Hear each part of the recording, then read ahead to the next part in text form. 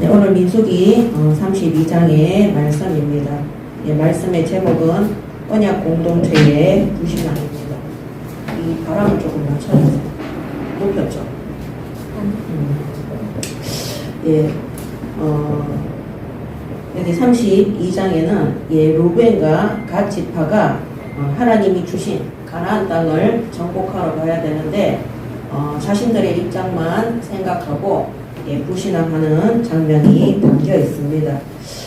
우리도 교회 안에서 언약 공동체로 특히 이스라엘 민족은 하나님이 아브라함의 후손으로 정확한 언약을 가지고 메시아 오실 땅 가나안 땅으로 또 이 그리스도를 전파할 민족으로 하나님께서 부르셨습니다. 오늘날 교회 공동체와 똑같습니다.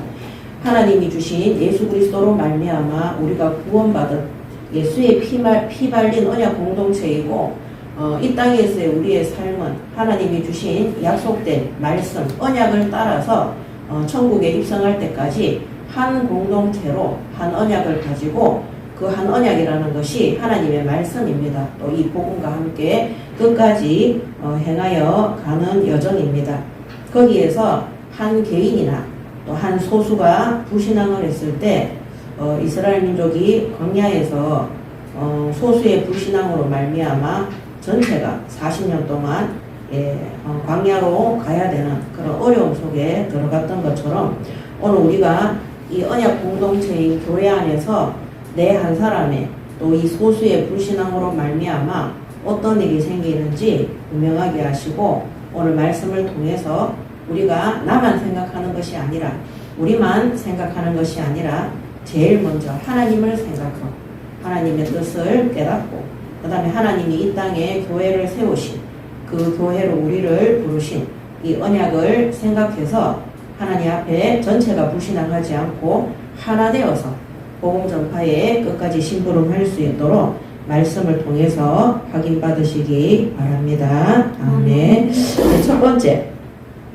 루벤과 갓 지파의 이기적인 행동입니다.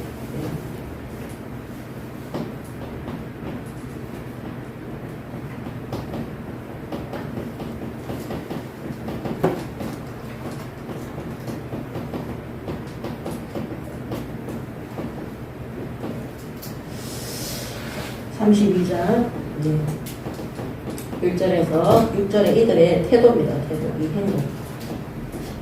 이들이 가나안 땅을 정복하라는 하나님의 말씀을 받아들이는 태도입니다. 그러니까 이 행동이 나오게 되는 거죠. 자, 32장 1절에서 6절을 보도록 하겠습니다. 루벤 자손과 갓 자손은 6절이 아니고 5절입니다. 루벤 자손과 갓 자손은 심히 많은 가축대를 가졌더라. 그들이 야셀 땅과 길르앗 땅을 본즉 그들은 목축할 만한 장소인지라. 갓 자손과 루벤 자손이 와서 모세와 제사장 엘르아살과 회중 지휘관들에게 말하여 이르되 아다롯과 디본과 야셀과 니무라와 헤스론과 엘르알레와 스반과 느보와 부온 곧 여호와께서 이스라엘 회중 앞에서 쳐서 멸하신 땅은 목축할 만한 장소요 당신의 종들에게는 가축이 있나이다. 또 이르되 우리가 만일 당신에게 은혜를 입었으면 이 땅을 당신의 종들에게 그들의 소유로 주시고 우리에게 요단강을 건너지 않게 하소서. 이렇게 그들이 모세에게 와서 요구를 합니다. 자, 이들이 욕심을 내는 이 길르앗 땅, 야셀과 길르앗 땅은 이 가나안 땅 이 요단의 동쪽이에요. 이 요단의 동쪽인데 이 민수기 21장에 보면 거기에 시혼의 왕하고 싸워서 쟁취한 땅이에요. 그 땅을 우리로 하여금 지나가라 했을 때 그때 가나안 족속들이 못 지나가게 했잖아요. 그때 이들이 나가서 전쟁을 통해서 그 땅을 다 차지한 곳이 바로 요단 동쪽 땅입니다.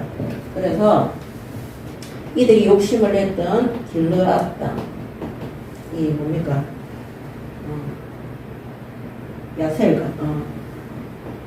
이 야셀과 길르앗 땅은 민수기서 21장에 차지한 땅입니다.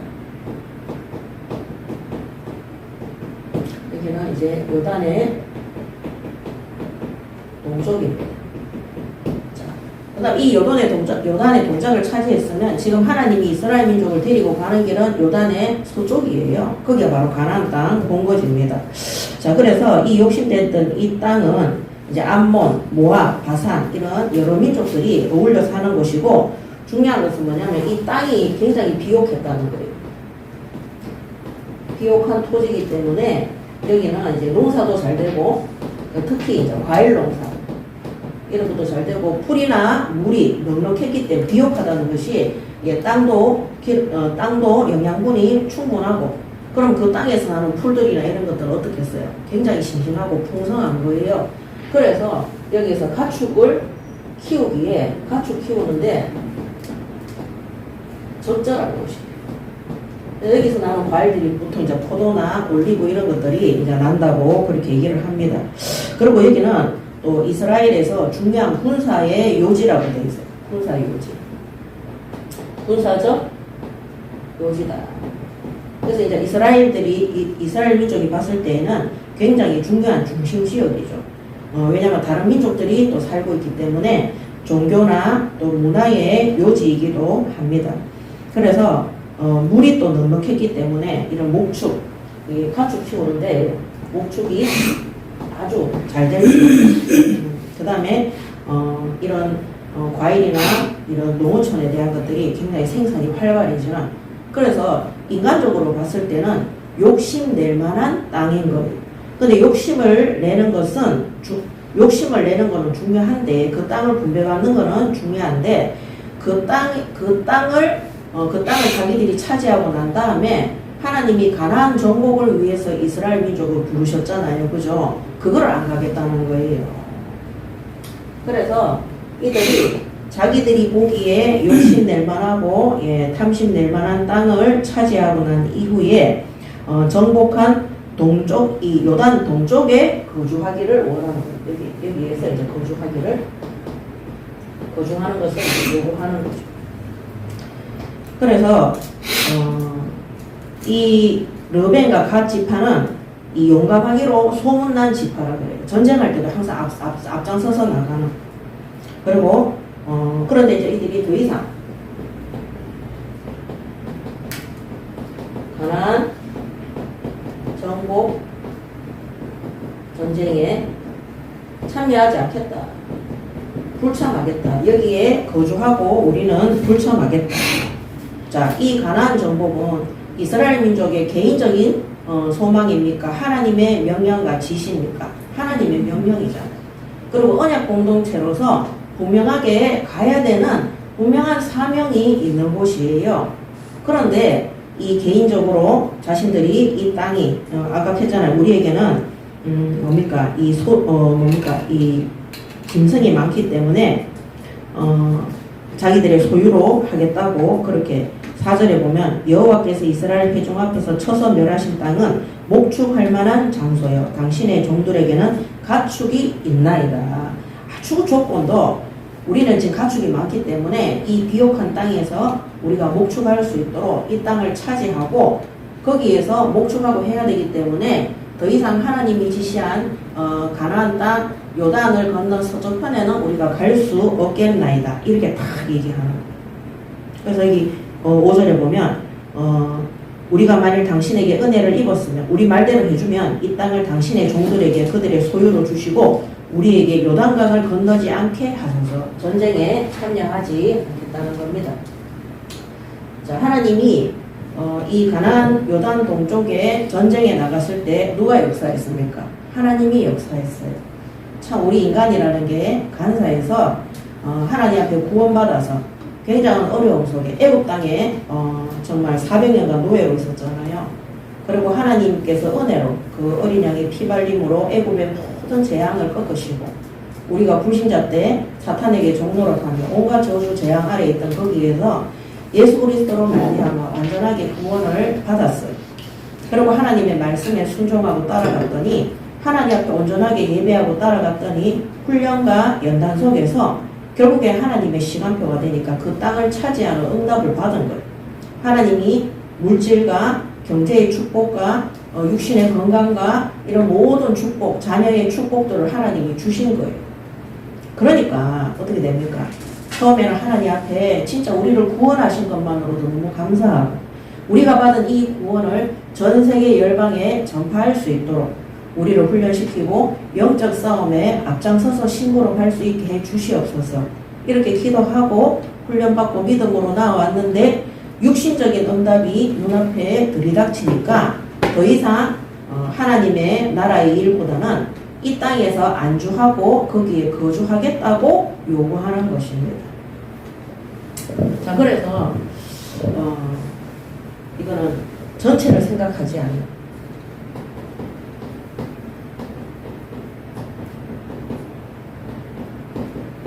제가 생각했을 때는 전체보다 하나님의 뜻을 전혀 생각하지 않는 거예요.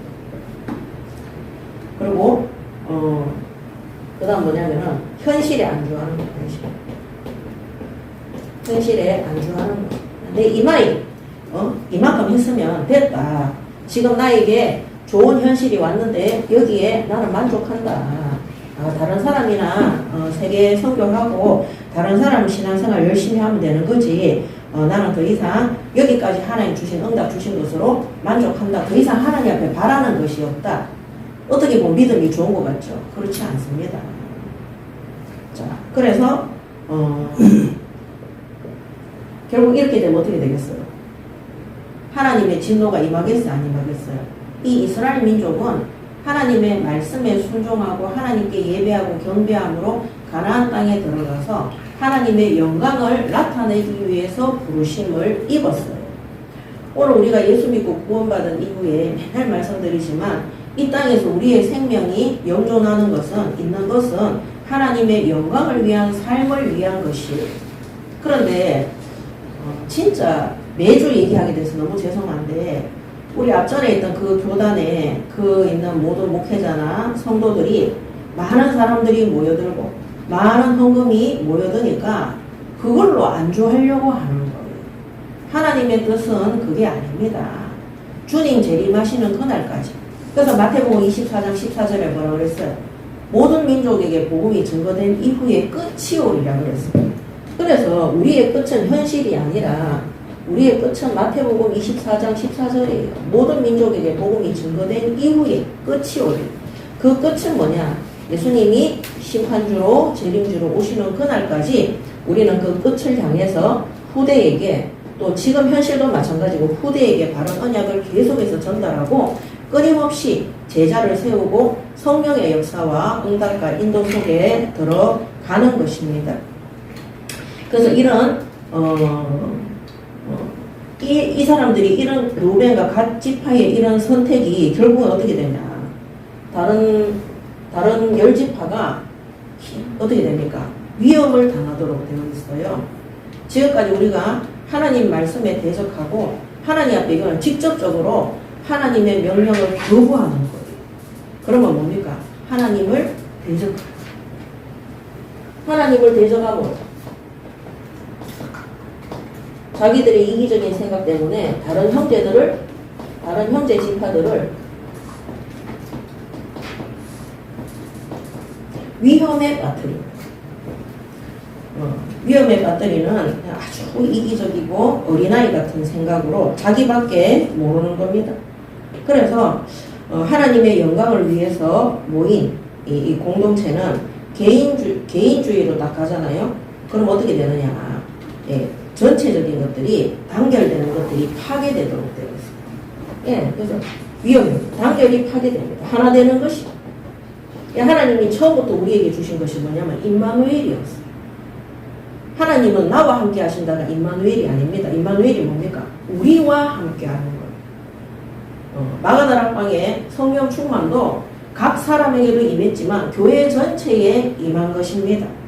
그래서 우리가 하나님의 말씀 중심으로 온 교회가 하나 되어서 기도하고 하나님의 뜻을 향해서 한 방향을 잡아서 가는 거예요. 그래서 우리가 구원받은 새가족들이 교회에 와서 처음에는 자기 개인적인 어떤 응답을 받기 위해서 하나님 앞에 매달리고 기도하지만은 우리가 심부름하는 사역자들은 그들이 우리가 언약 공동체고 하나님이 주신 강단 말씀과 성경 말씀 그대로 하나 되어서 함께 심부름을 해야 되는 구원 사역을 위한 언약 공동체라는 사실을 분명하게 전달하시고 심부름 시키시기 바랍니다. 아멘. 그래서 결국에는 이것이 하나님을 대적하는 자리에 서게 되는 것이고, 예, 그 개인적인 그걸로 말미암아 이 이스라엘 민족 열지파의 희생이나 이런 것들이 다 이 뭡니까 그 없어지도록 그렇게 하는 것이죠. 그래서 결국엔 어떻게 되느냐, 이들의 행동이 육신적인 선택이 함께 모인 영적 공동체, 이 영적인 일을 망치게 됩니다. 그래서 제가 맨날 말씀드리지만 나를 생각하면은요, 나 자신만 생각하잖아요. 이런 방금 말씀드린 어린아이 같은 생각, 나밖에 모르는 생각, 이기적인 생각, 개인주의 생각, 다른 사람이 어떻게 되든지 말든지, 그 첫 번째는요, 하나님의 뜻이 어떻든지 말든지 생각을 안 합니다. 그래서 우리가 구원받은 성도들은요, 반드시 첫 번째가 뭐냐, 하나님의 뜻을 알아야 돼요. 하나님의 뜻대로 생각해야 되고, 그 다음에 예수님께서 나를 위해서 희생하셨잖아요. 예수님의 삶은 없는 거예요, 그죠? 그럼 앞으로 우리의 삶도 나를 위한 삶이 아니라 다른 사람을 생각하는 삶을 살아야 돼요. 나만 생각하는 창세기 3장, 우리만 생각하는 창세기 6장, 예, 그 다음에 하나님, 결국엔 그게 바벨탑, 하나님을 대적하는 자리에 들어가게 되는 것입니다. 그래서 그런 정신병이 오는 거죠. 어린아이가 천지를 창조하신 하나님을 그 바벨탑에 보면은 우리가 성을 쌓아서 탑을 꼭대기까지 하자. 그 하나님을 대상으로 그게 싸움이 되겠어요? 아주 어린아이 같은 생각을 하는 거예요. 어린아이가 3살짜리, 4살짜리가 내가 나중에 크면은 크면 나는 지금 아빠보다 힘이 세 막 이런 식으로 있잖아요. 나는 엄마 아빠 없어도 돼 이러면서 난 내 혼자 살 수 있어 이러면서 엄마 아빠 그 집에 나가라 이러면서 가출하잖아요. 닫았다 바로 들어와요. 왜? 자기 힘으로는 할 수 없어요. 그래서 아주 어린아이 같은 생각으로 지금까지 애굽 땅에서 출애굽한 것도 하나님의 능력이요 하나님의 은혜, 홍해를 건넌 것도 하나님의 능력이요 하나님의 은혜, 그 다음에 가나안 땅 입구에서 목전에서 싸워서 지난주에 우리 미디안과의 전쟁에서도 승리한 거 누구의 은혜입니까? 하나님의 은혜와 하나님의 능력이에요. 그런 거 다 잊어버리고 좋은 땅을 보니까 자기들에게 뭡니까? 가족들하고 이 양들과 소들과 이런 것들이 많으니까 거기에서 나는 만족하고 이제는 하나님의 나를 이제 좋은 땅을 차지했기 때문에 하나님 능력 필요 없다는 거예요. 죄송하지만 그런 사람들이 우리 교회에 다 나갔어요. 그래서 어떻게 사느냐? 다 제가요 듣기 싫어도 다 소식이 전해져요. 다 육신적으로 살고 있어요. 교회 가느냐? 안 갑니다. 신앙생활 제대로 하고 있느냐? 안 합니다. 우리 교회에서 영적으로 충만한 생활을 하고 있다가 거기 가서는 육신적으로 세상적으로 늘 있잖아요. 상황과 환경에 흔들리는 삶을 살아가는 거예요. 우리 교회에 나가서 그러냐? 아닙니다. 제가 맨날 말씀드리지만 하나님이 다른 현장으로 파송할 때는 가야 되는 거예요. 그거 없이 교회 안에서 이 언약 공동체 하나님의 뜻을 놓치고 내 개인의 문제와 그 응답을 해결받기 위해서 몸부림 쳐서 그렇게 나간 사람들은 어떻게 됩니까? 다 이런 응답을 영적인 일, 제일 먼저 영적인 부분들이 다 없어지도록 되어 있어요. 그래서 전에 우리 교회에서 나갔던 어떤 한 사람도 저보고 얘기했다니까요. 앞으로 나가서 딴 데 가면은, 다른 교회 가면은 자기는 제일 먼저 현장 가서 복음 전하고 전도하고 뭐 이런 거 가는 거 그것부터 제일 먼저 안 하겠다고 얘기하더라고요. 그렇게 하라고 했어요. 그거는 제가 몇 년을 갖다가 권면하고 훈련을 시키지만 나가면서 그거를 실제 본인 입으로 얘기를 하더라니까요. 그것부터 안 하겠다. 근데 그게 있잖아요. 내가 하라고 그랬어요? 하나님이 주신 말씀이, 하나님이 주신 우리 교회를 향하신 언약이었어요. 그러니까 우리 교회에서 나가니까 이거 상관없다는 거예요. 아닙니다. 전 세계 교회는 언약 공동체예요. 그래서 모든 하나님을 섬기는 성도들은요, 하나님의 말씀을 따라서 첫 번째는 복음 전파에 모든 생을 걸어야 되고요.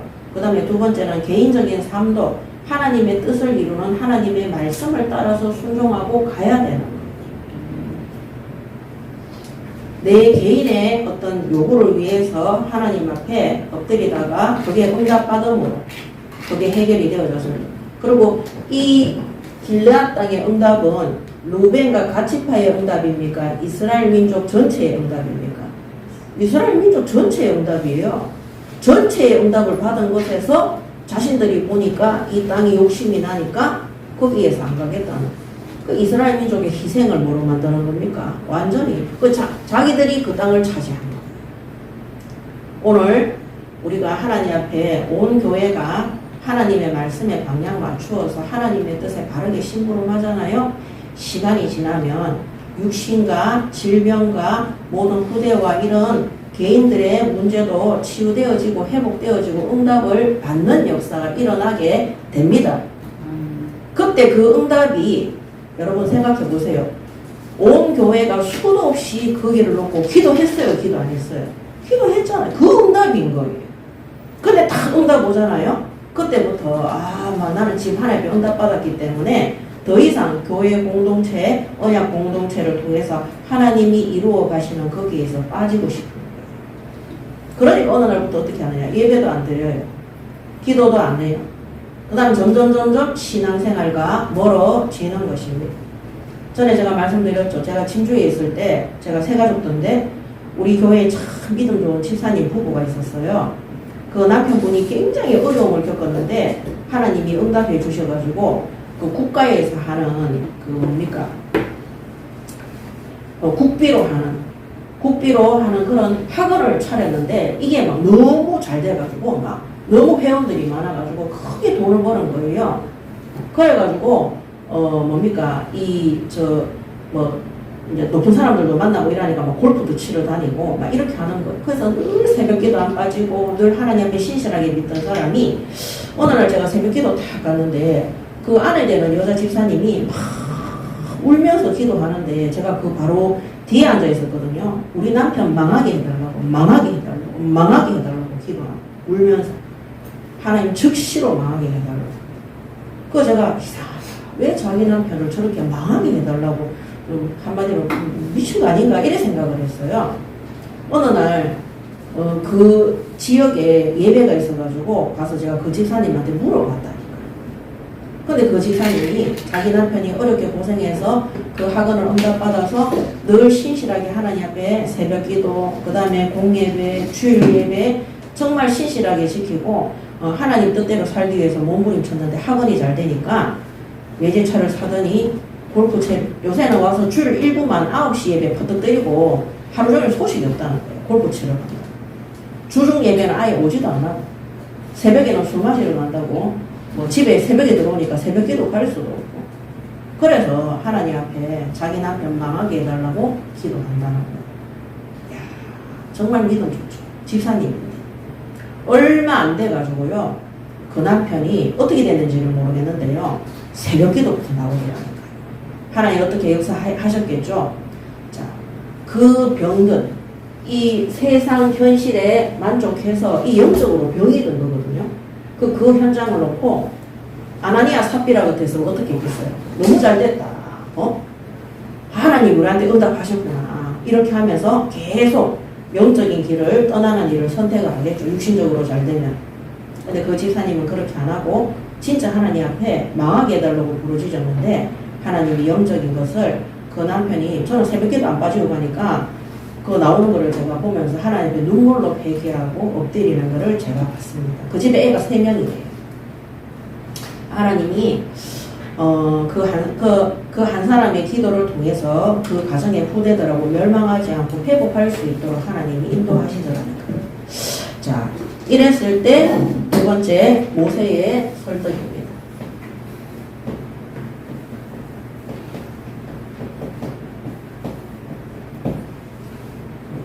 지도자의 역할과 사명입니다.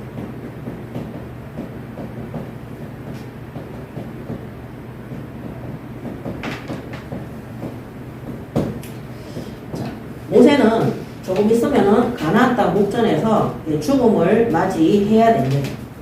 그래서 육신적으로 편안하게 가기 위해서 이런 지파들의 요구 조건을 들어줄 수 있어요. 왜냐하면 이 요구 조건을 반대했을 때 이들이 또 반역을 일으켜서 모세를 죽이고자 어렵게 하고자 할 수 있으니까. 그렇지만 이 모세는 하나님 앞에 지도자로서 올바른 역할을 했어요. 그리고 끝까지 가나안 땅에 들어갈 이스라엘 민족을 걱정하고 이들이 하나님 앞에서 바르게 서기를 심부름을 한 것입니다. 그래서 이 모세는 한 번의 실수로 가나안 땅에는 못 들어가지만 나중에 신약 성경에 예수님과 모세와 엘리야가 함께 만났어요. 그죠? 그 정도로 천국에서 높임을 받는 자리에 들어가 있습니다. 오늘 우리가 한 번뿐인 인생, 우리가 노후를 생각해서 불신자들과 뭡니까?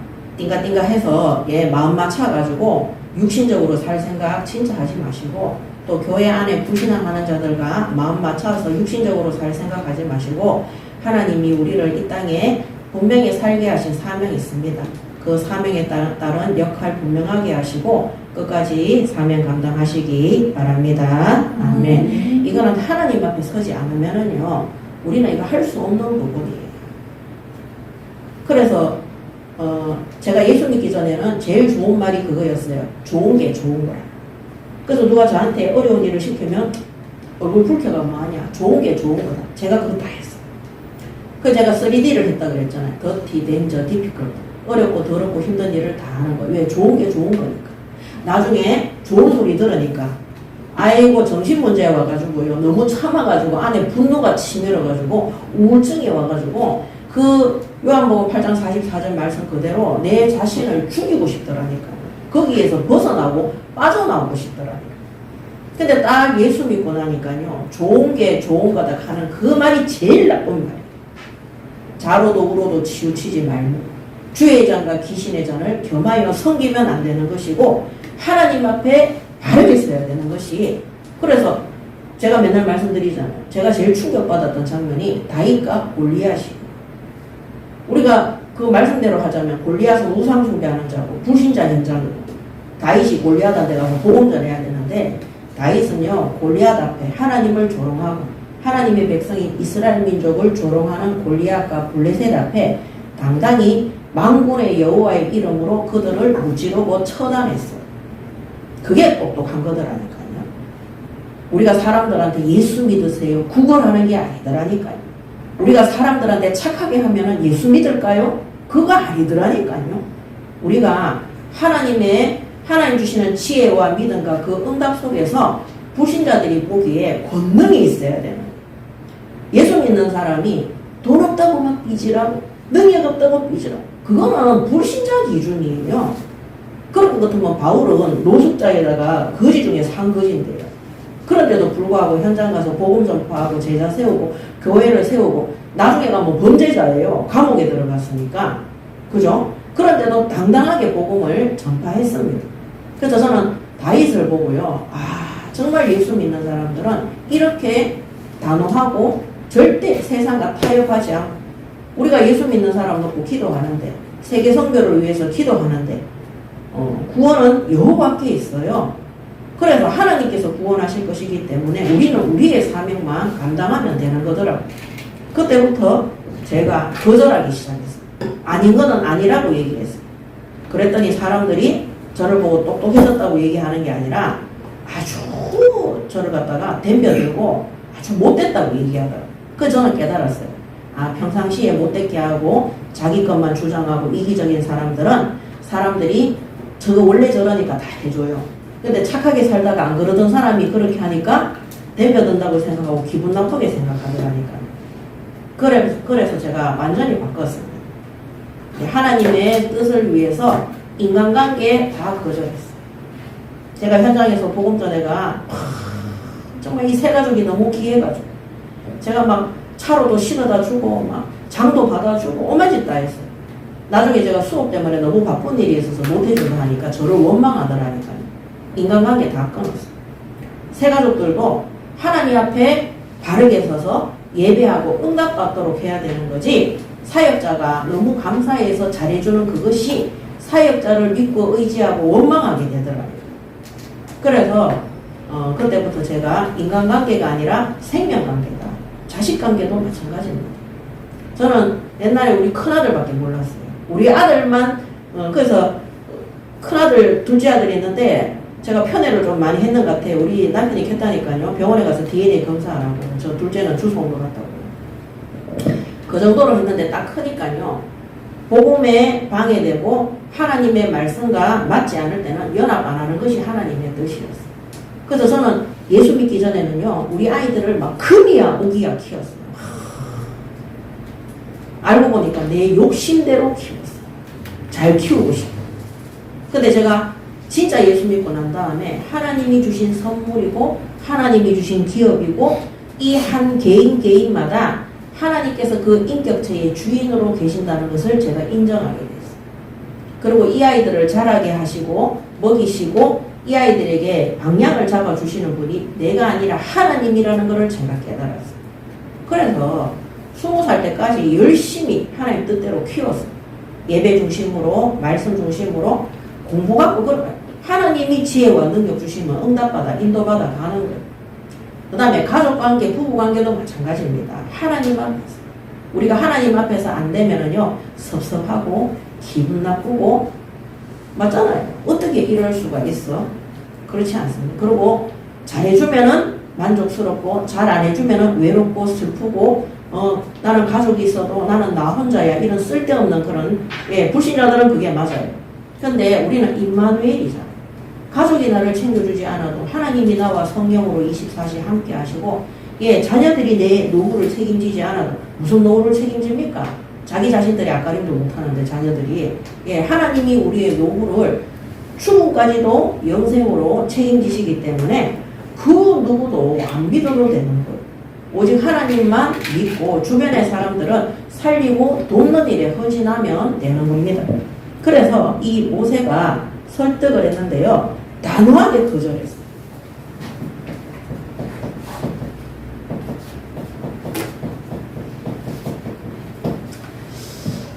어, 32장 6절에서 15절. 자, 단호하게 거절합니다. 내가 한번 생각해 볼게. 이런 거 절대 안 합니다. 6절에 모세가 갓 자손과 르우벤 자손에게 이르되 너희 형제들은 싸우러 가거늘 너희는 여기 앉아 있고자 하느냐 이랍니다. 너희가 어찌하여 이스라엘 자손에게 낙심하게 하여서 여호와께서 그들에게 주신 땅으로 건너갈 수 없게 하려 하느냐. 너희 조상들도 내가 가네스 바데아에서 그 땅을 보라고 보냈을 때에 그리하였나니 그들이 에스골 골짜기에 올라가서 그 땅을 보고 이스라엘 자손을 낙심하게 하여 여호와께서 그들에게 주신 땅으로 갈 수 없게 하였느니라. 그때에 여호와께서 진노하사 맹세하여 이르시되 애굽에서 나온 자들이 20세 이상으로는 한 사람도 내가 아브라함과 이삭과 야곱에게 맹세한 땅을 결코 보지 못하리니 이는 그들이 나를 온전히 따르지 아니하였음이니라. 그러면서 13절에 여호와께서 이스라엘에게 진노하사 그들에게 40년 동안 광야에 방황하게 하셨으므로 여호와의 목전에 악을 행한 그 세대가 마침내는 다 끊어졌느니라. 보라 너희는 너희의 조상의 대를 이어 일어난 죄인의 무리로서 이스라엘을 향하신 여호와의 노를 더욱 심하게 하는도다. 너희가 만일 돌이켜 여호와를 떠나면 여호와께서 다시 이 백성을 광야에 버리시리니 그리하면 너희가 이 모든 백성을 멸망시키리라. 딱 이렇게 얘기합니다. 그래서 오늘 여기 보면은 너희 형제들은 싸우러 가거늘 너희는 여기 앉아 있고자 하느냐? 이들이 하고자 하는 육신적인 동기에 대해서 바로 딱 얘기하는 거예요. 너희들은 가나안 땅 정복, 영적 전쟁을 위해서 나는 10지파는 가고자 하는데 너희는 거기서 빠지고자 하느냐? 여러분 현장에서 사역하실 때 이렇게 모세처럼 단호하게 사역하시기 바랍니다. 아멘. 육신적인 선택을 할 때 교회 안에 성도가 정말 세상 기준에서 선택을 할 때 교회 공동체가 오늘도 하잖아요. 다른 형제들이 낙심해서 하나님이 진노해서 멸망 속에 들어가는데 과거에 너희 조상들이 했던 그대로 되기를 원하느냐 이렇게 얘기하거든요. 정확하게 얘기해 줘야 되는 거예요. 그래서 하나님이 애굽 땅에서 이스라엘 민족을 불러서 가나안 땅 목전에서 12정탐꾼을 보냈을 때 10명의 정탐꾼이 불신앙함으로 그 10명의 불신앙이 그 뭡니까 200만 명이 넘는 이스라엘 민족 전체에 영향을 미쳤어요. 그로 인해서 그들이 가나안 땅에 바로 일주일 안에 들어갈 수 있었는데 40년을 광야를 헤매다가 그때 함께 동력해서 불신앙했던 그들은 다 어떻게 됐어요? 광야에서 다 죽었어요. 완전히 멸망했습니다. 그 불신앙했던 세대들은 가나안 땅, 약속의 땅 보지도 못하고 완전히 다 멸망한 것입니다. 그래서 이 하나님의 거룩한 공동체 안에서 이 몇몇 사람의 이 루벤과 갓 지파의 불신앙적 태도가 이 이스라엘 공동체 전체를 낙심시키고 또 하나님의 계획을 무너뜨리는 그런 하나님의 뜻을 정면으로 거부한 죄가 됩니다. 이거를 말하는 그래서 7절에 너희가 어찌하여 이스라엘 자손에게 낙심하게 하여 여호와께서 그들에게 주신 땅으로 건너갈 수 없게 하려느냐. 뭡니까? 그래서 이 공동체 전체를 낙심시키고 그 다음에 하나님의 명령을 가나안 땅으로 하나님이 가라 했는데 명령을 완전히 거부하는 이게 뭐냐? 죄라는 죄. 오늘 이거를 통해서 교회 안에 소수의 사람들이 불신앙함으로 교회를 분열시키고 또 그 다음에 교회를 무너뜨리고 그 다음에 하나님의 명령 하나님은 내가 너희를 사랑한 것처럼 서로 사랑하고 하나 되라 그랬어요.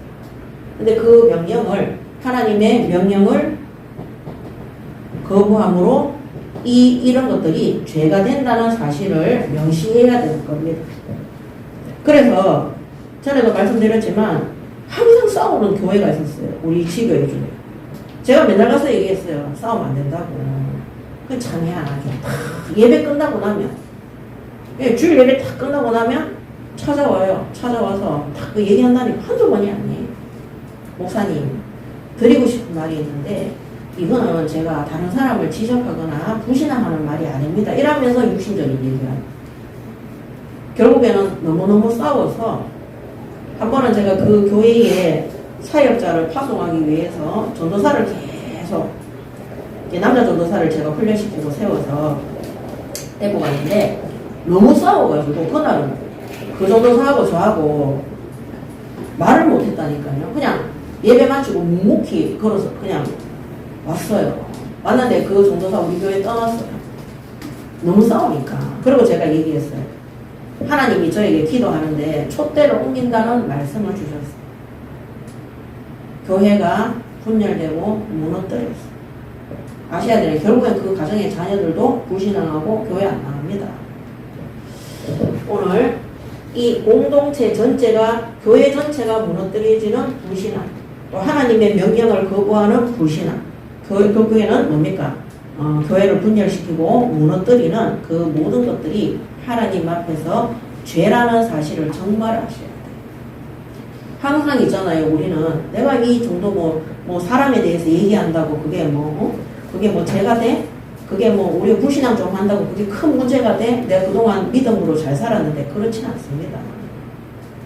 항상 이런 부분에 있어서 그 성도들은요 예민해야 되고 사역자들은 교회 안에 성도들이 불신앙할 때 친하다고 그래.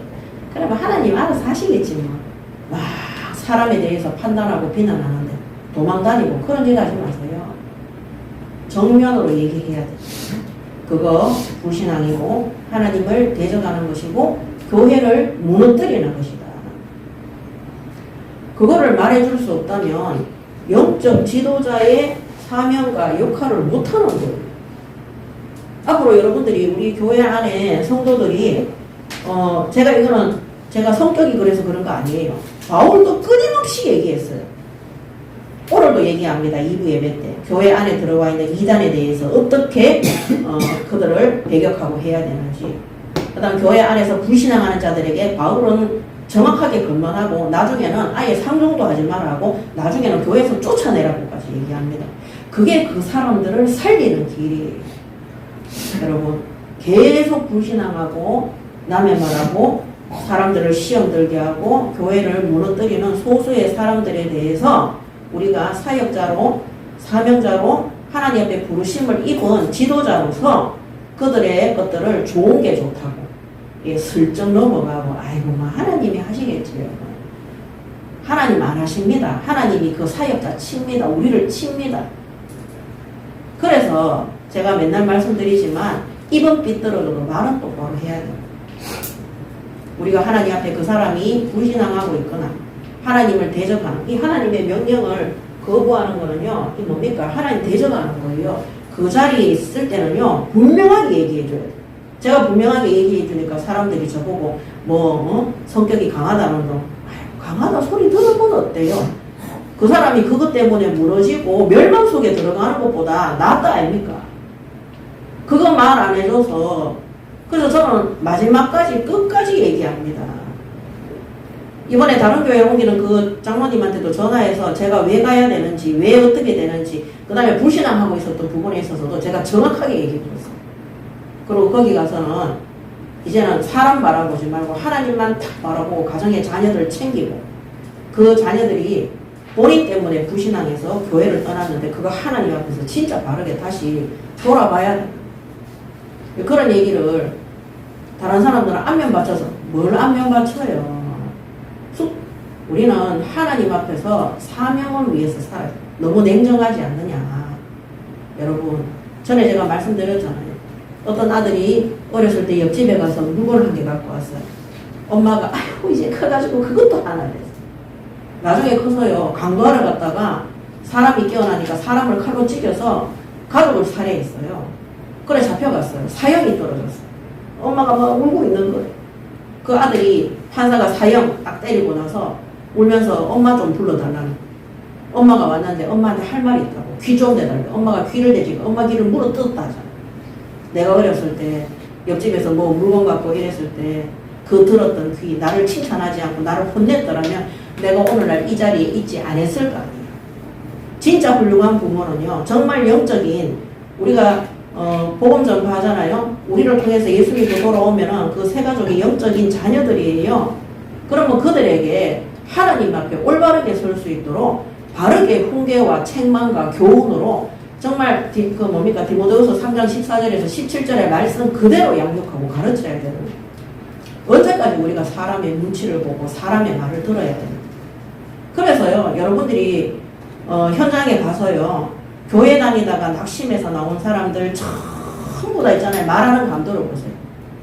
전도 선교의 방향 맞추었다고 성령의 역사 속에 있다가 나온 사람들 단 한 사람도 없습니다. 다 사람 말하다가 사람 말에 육신적인 것에 자기들의 생각에 거기에 빠져서 자기 뜻대로 안 되니까 낙심해서 분열되어져서 나오는 것이고 오늘 우리가 하나님 앞에 믿음의 결단을 하셔야 되는 거예요. 저는 신학생들, 목사님들 이런 사람들 앞에도 진짜 믿음으로 얘기해줘요. 근데 기분 나빠하더라. 근데 그 중에 기분 나빠하지 않고 바르게 서는 사람들이 있더라니까요. 기분 나빠하든지 바르게 서든지 그거는 그 사람들의 몫인 거예요. 오늘 르우벤과 갓지파가 돌이키지 않고 그대로 진행해서 이스라엘 민족 전체에 영향이 가서 이들이 두 번째 멸망을 받는 것은 그들의 선택이에요. 행여나 르우벤과 갓지파가 이런 불신앙을 해서 이스라엘 민족이 요동하지 않고 믿음의 길을 가면 이들만 제명당할 수도 있어요. 그런데 모세의 말을 들어보면 반드시 영향을 받도록 되어 있어요. 그래서 나의 불신앙이 우리 지교회 전체에, 우리 가정에, 우리 교회에 영향을 끼친다는 사실을 알고 제일 먼저 멸망하는 게 자기 자신이라는 사실을 아셔야 되는 거예요. 왜 하나님을 대적하는 일에 신문을 합니까? 그래서 모세는요 단호하게 거절했어요. 안 된다고. 그러면서 이 가네스 바데아 사건을 얘기합니다.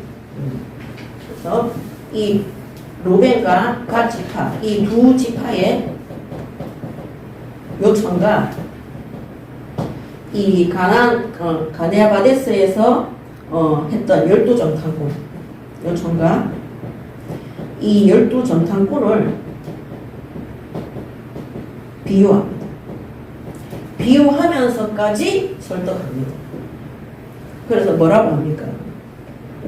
너희 8절에 너희 조상들도 가네스 바데아에서 그 땅을 보라고 보냈을 때에 그리하였었나니 너희들하고 똑같이 그랬다는 거예요. 하나님이 가나안 땅 정복하라고 보냈는데 보고 와서 돌아온 거는 불신앙밖에 없어요. 오늘 이들이 요단 동쪽을 차지할 수 있었던 것은 가나안 정복을 위해서 하나님이 승리하게 하신 거예요. 근데 다른 소리 하고 있는 거예요. 그래서 이 10명의 불신앙으로 온 백성이 동요되고 낙심되어져서 더 중요한 건 뭐냐면 10절이에요. 10절. 그때 여호와께서 진노하사 하나님이 맹세하여 이르시되 애굽에서 나온 자들이 20세 이상으로는 한 사람도 내가 아브라함과 이삭과 야곱에게 맹세한 땅을 결코 보지 못하리니 이는 그들이 나를 온전히 따르지 아니하였음이니라. 그래서 하나님을 온전히 따르지 않았다. 하나님 불신하는 거죠. 제일 첫 번째는 하나님께 불신하는 거. 자, 두 번째는 그 7절에 너희가 어찌하여 이스라엘 자손에게 낙심하게 하여서 여호와께서 그들에게 주신 땅으로 건너갈 수 없게 하려 하느냐. 그 불신앙으로 온 백성이 동요되고 낙심되는 온 백성.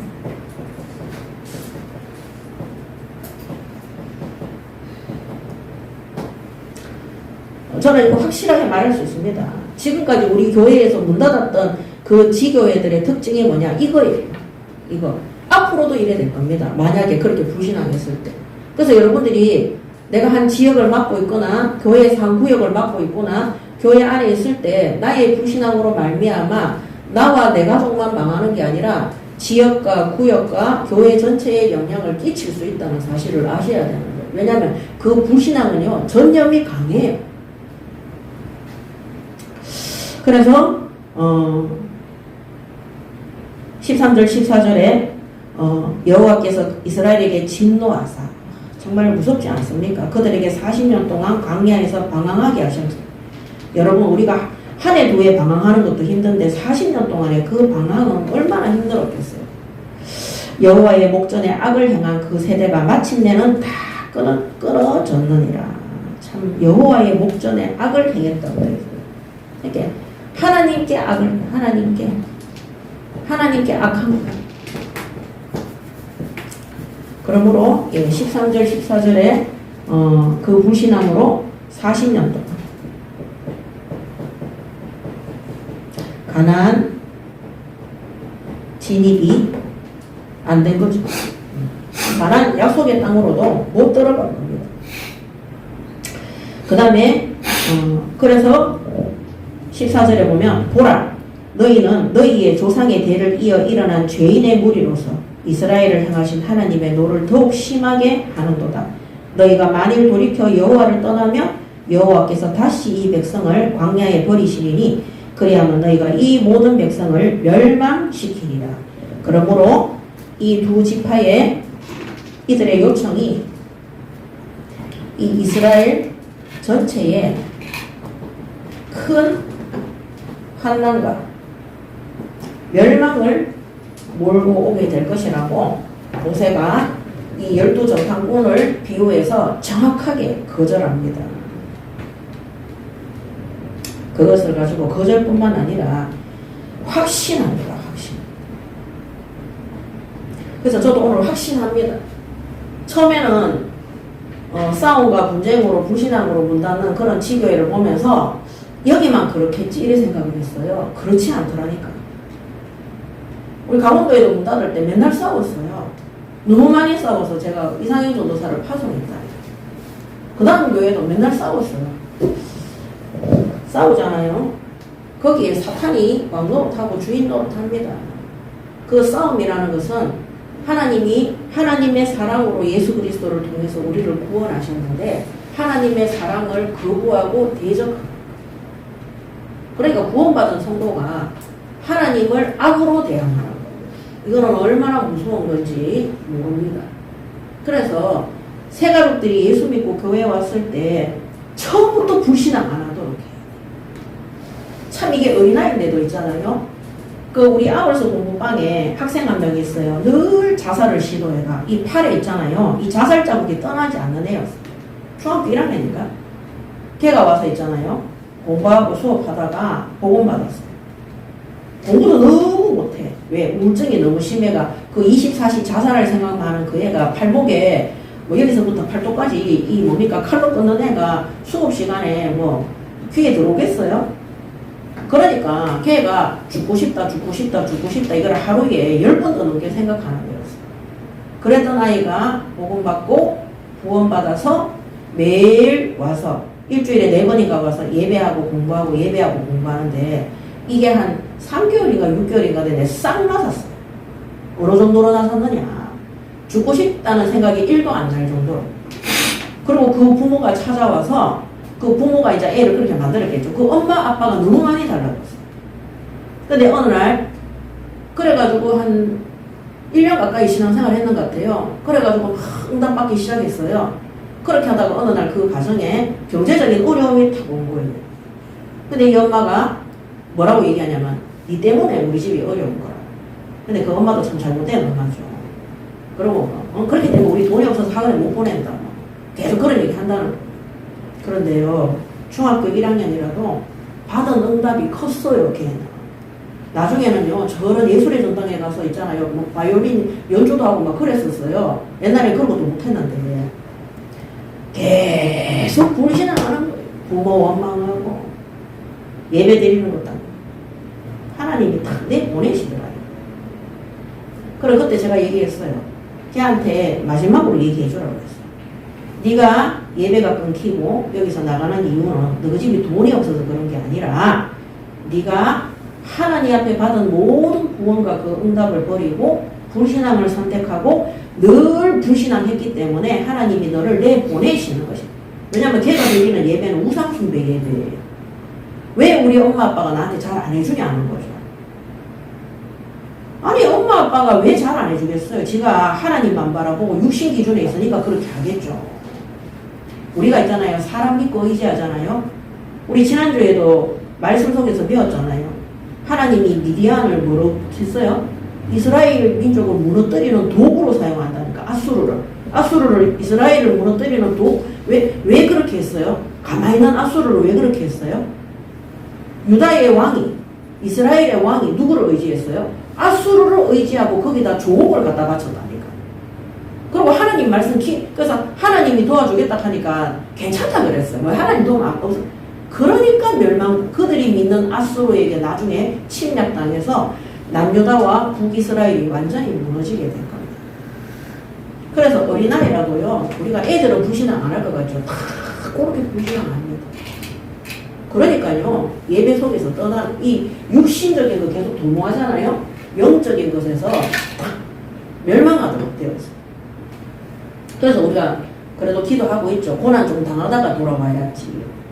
우리가 하나님 앞에 하나님의 비를 잘 맞추세요. 하나님 앞에서는 얍삽해도 됩니다. 야곱이 얼마나 간사하고 얍삽했는데요. 근데도 예, 듬직한 에서를 안 선택하고요. 하나님은 야곱을 썼어요. 장자권을 얻기 위해서 자기 형을 쏘기로. 아버지한테 장자의 축복받기 위해서 자기 엄마하고 합당해. 그거 사기잖아요. 온몸에 털을 붙여. 왜냐면 하나님의 축복받고 싶어서. 하나님 앞에 응답받고 싶어서. 하나님 뜻대로 살고 싶어서. 그런 얍삽함은요. 100번을 해도 하나님이 뭐라 하지 않습니다. 나중에 에서가 분노해서 찾아올 때도 하나님이 야곱을 축복했어요. 오늘 우리가 하나님의 뜻에 맞추어 살기 위해서 하나님의 비를 맞추세요. 하나님이 우리를 위해서 당신의 하나뿐인 독생자 예수 그리스도를 이 땅에 보내서 큰 희생을 치루었는데 왜 우리가 하나님의 비를 못 맞춥니까? 왜 내 주장대로 고집대로 하려고 하다가 멸망의 길을 선택해서 갑니까? 그래서 확신을 가지고 이 이스라엘 민족이 그 두 지파 때문에 광야에서 그렇게 그들이 다 죽었던 것처럼 큰 멸망이 환난이 올 것이다. 그렇게 얘기를 합니다. 자, 이때 그러면서 누구를 얘기하느냐? 갈렙과 여호수아의 믿음을 얘기합니다. 갈렙과 여호수아의 믿음을 얘기합니다. 예. 12절에 그러나 33장 12절이죠. 그러나 그나스 사람 여분네의 아들 갈렙과 눈의 아들 여호수아는 여호와를 온전히 따랐느니라 하시고 이랬습니다. 온전히 따랐다. 예, 이들은 하나님을 오직 하나님만 바라보고 하나님의 약속만 붙잡고 온전한 믿음.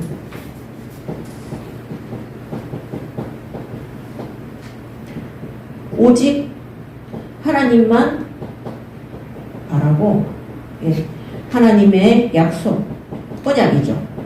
이 말씀만 따라갔어요. 그래서 히브리서 11장 6절에 믿음이 없이는 하나님을 기쁘시게 하지 못하나니 하나님께 나아가는 자는 반드시 그가 계신 것과 또한 그가 자기를 찾는 자들에게 상 주시는 이심을 믿어야 할지니라. 아멘. 그래서 이들은 지금 다 같이 가나안 땅에 들어가고 있잖아요. 그들과 함께 있던 자들은 광야에서 다 죽었지만, 자 그래서 이들은 하나님을 생각하며 하나님의 말씀에 귀를 기울이고 또 하나님의 말씀에 끝까지 순종하고 준행했습니다. 그래서 하나님을 생각해야 돼요. 이 갓 지파와 또 루벤 지파와 과거의 그들의 조상의 이스라엘 민족은 하나님을 생각하지 않고 자신들의 뜻과 눈에 보이는 환경만 쫓아가서 멸망하게 된 겁니다. 그래서 이들은 하나님의 약속만 붙잡고 가나안 입국을 통해서 하나님께 영광을 돌리고자 하는 그 신실한 믿음 가운데 있었다. 그래서 히브리서 12장 2절에서 3절에도 보면 믿음의 주요 또 온전하게 하시는 이인 예수를 바라보자.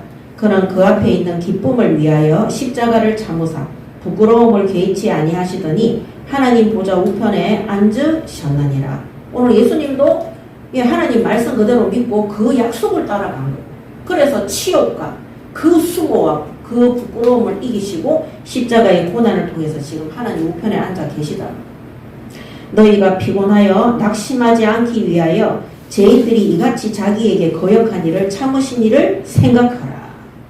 하나님을 생각하라. 이 죄인들이 하나님을 거역한 이런 일들을 생각하라. 그래서 하나님이 우리가 낙심되지 않도록 이런 모세와 같은 믿음의 제자들을 여호수아와 갈렙과 같은 이런 언약만 따라가는 믿음 가진 제자들을 또 세워 놓으십니다. 그래서 교회 안에서도 교회 밖에서도 우리 불신자들도 마찬가지예요. 막 남의 말하고 남의 욕하고 이런 사람들하고 관계를 잘 맺지 마세요. 그냥 영혼 구원만 놓고 기도하시고 교회 안에서도요 믿음 있는 사람들 신앙 고백, 여호수아와 갈렙과 같은 이런 친구들 만날 수 있도록 우리 후대들은 기도하시기 바랍니다. 아멘. 복음 이용회가 사박에 사람 이용하고 이런 사람들이 있습니다. 그러는 사람들하고는 친구하지 마세요. 자, 결론입니다. 자, 오늘 이런 모세의 설득을 통해서 이들이 마음을 돌립니다. 자, 그래서 결론이 뭐냐? 태도를 고친 루벤과 가드다.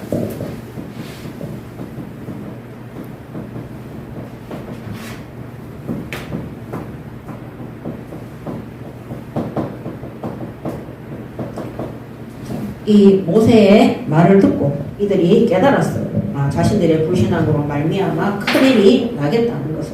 그래서 32장 16절에서 19절에 보면 그들이 모세에게 가까이 나와 이르되 우리가 이곳에 우리 가축을 위하여 우리를 짓고 우리 어린 아이들을 위하여 성읍을 건축하고 이 땅에 원주민이 있으므로 우리 어린 아이들이 그 견고한 성읍에 거주하게 한 후에 우리는 무장하고 이스라엘 자손을 그곳으로 인도하기까지 그들의 앞에서 가고 이스라엘 자손이 각기 기업을 받기까지 우리 집으로 돌아오지 아니하겠사오며 우리는 요단 이곳 곧 동쪽에서 기업을 받았사오니 그들과 함께 요단 저쪽에서는 기업을 받지 아니하겠나이다.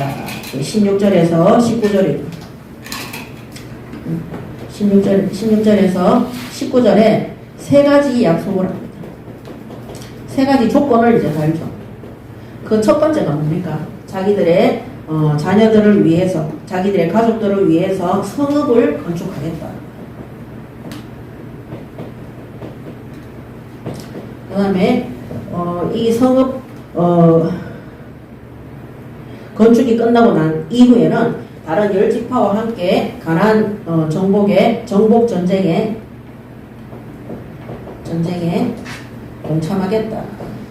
이 성읍 건축이 끝난 이후에 동참하겠다. 그 다음에 세 번째 조건이 뭐냐면은 가나안 땅, 그 요단강 동쪽의 땅을 분배받았기 때문에 가나안 땅에 들어가서는 더 이상의 땅을 분배받지 않겠다. 가나안 땅 북잇을 받지 않겠다. 그렇게 세 가지 조건을 놓고 얘기합니다. 자, 이것이 이제 하나님 보시기에 이제 합당한 것이죠. 그러면서 32장 17절에 보면 이 땅에 원주민이 있으므로 우리 어린아이들을 그 견고한 성읍에 거주하게 한 이후에 우리는 무장하고 이스라엘 자손을 그곳으로 인도하기까지 그들의 앞에서 가고. 32장